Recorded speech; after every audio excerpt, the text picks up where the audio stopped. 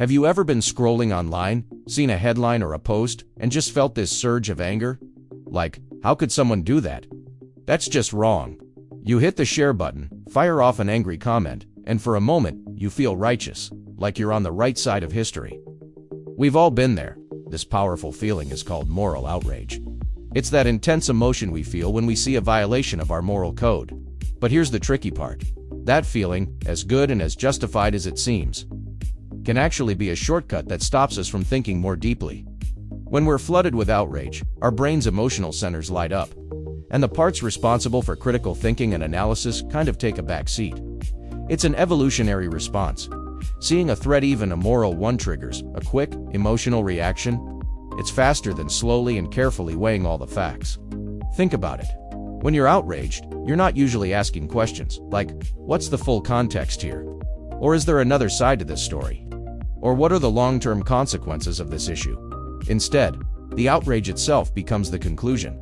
The feeling of being right replaces the process of finding out if you actually are. We get a rush from condemning the bad guy, and that rush can be addictive. It simplifies a complex world into a neat little package of good versus evil. The problem is, the real world is rarely that simple. Most issues have layers of nuance, history, and different perspectives.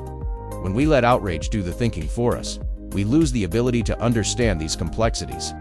We become more polarized, less willing to listen, and less effective at creating real, lasting change. It's easy to shout online. It's much harder to engage in a thoughtful conversation or work towards a practical solution. So, what can we do? The next time you feel that wave of outrage, just pause for a second. Acknowledge the feeling, but don't let it take over the driver's seat. Ask yourself a few simple questions. What do I actually know about this? And what might I be missing? Taking that small step can be the difference between simply reacting and truly understanding. It allows us to be both passionate and thoughtful, which is where real progress begins. Thanks for watching Psych Reboot. Take a breath, reset your mind, and I'll see you in the next one.